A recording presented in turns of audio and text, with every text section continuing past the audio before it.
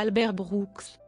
Albert Lawrence Einstein dit Albert Brooks est un acteur, scénariste et réalisateur américain, né le 22 juillet 1947 à Beverly Hills, Californie. Biographie. Son père, Harry Einstein, était connu sous le pseudonyme de Parkarkarku, un comédien en langue grecque qui se produisait dans une émission radio d'Eddie Cantor.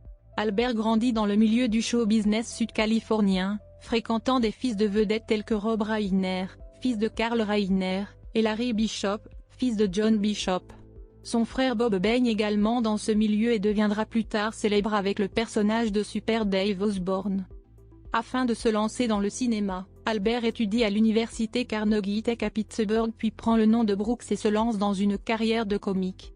Ses sketchs émaillent régulièrement les émissions de variété et autres talk-shows de la fin des années 1960 et du début des années 1970.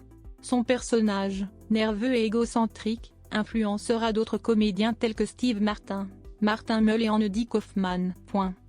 Après 2 albums comiques à succès, il arrête ses spectacles pour se consacrer à la réalisation. Son premier film est un court-métrage satirique, The Famous Comedian School, l'école des comédiens célèbres, qui est diffusé sur la chaîne PBS et s'avère être un précurseur du genre documentaire de fiction. Puis il réalise 6 courts-métrages pour la première saison du Saturday Night Live sur NBC en 1975, et apparaît dans son premier grand film, Taxi Driver, 1976, sous la direction de Martin Scorsese qui l'autorise à improviser face à sa partenaire Cybill Shepherd. Il fait également une brève apparition dans La Bidasse, 1980, sous la direction de Goldie Hawn. Brooks réalise son premier long-métrage, Real Life en 1979, inspiré du documentaire en American Family diffusé sur PBS. Il y filme de façon odieuse une famille banlieusarde qui cherche à obtenir non pas un Oscar, mais le prix Nobel.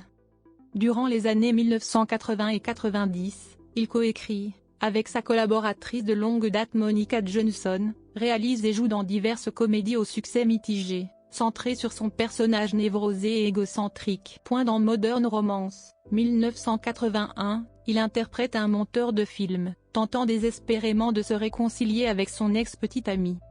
Son meilleur film, pour beaucoup, est Lost in America, 1985, l'histoire d'un couple qui abandonne sa vie aisée pour vivre dans une caravane, ne découvrant finalement que les désavantages de la pauvreté. Le film comporte plusieurs scènes de bravoure, dont celle où Brooks tente sans succès de négocier avec Gary Marshall, propriétaire d'un casino de Las Vegas, ou encore la scène de l'œuf du nid. Dans Rendez-vous au paradis, 1991, il meurt et se retrouve dans une ville à mi-chemin entre le paradis et la terre, où il doit se justifier de ses sentiments humains et choisir son destin cosmique. Les critiques apprécient le thème original et l'alchimie surprenante entre Brooks et Meryl Streep. Dans Mother, 1997, il joue le rôle d'un écrivain dans la force de l'âge qui cherche à se réconcilier avec sa mère, Debbie Reynolds. La Muse, 1999, présente Brooks comme un scénariste sur le déclin qui fait appel à une authentique muse grecque, Sharon Stone, pour retrouver l'inspiration. Il continue à jouer dans des films réalisés par d'autres. Grâce au film de James L. Brooks, Broadcast News, 1987, il est nommé à l'Oscar du meilleur second rôle masculin.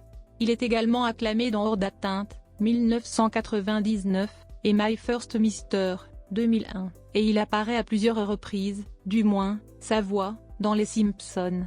Il fait également des doublages pour la voix du tigre dans Dr Dolittle ou Marin dans Le Monde de Nemo. Longtemps célibataire, il a des liaisons avec plusieurs vedettes telles que Linda Ronstadt et Catherine Harold. Il se marie finalement à l'âge de 50 ans et devient papa 1 an plus tard. Filmographie. Cinéma et télévision. Scénariste. Réalisateur. Distinction. Récompense. Nomination. Voix française. Notes et références. Liens externes, notes et références.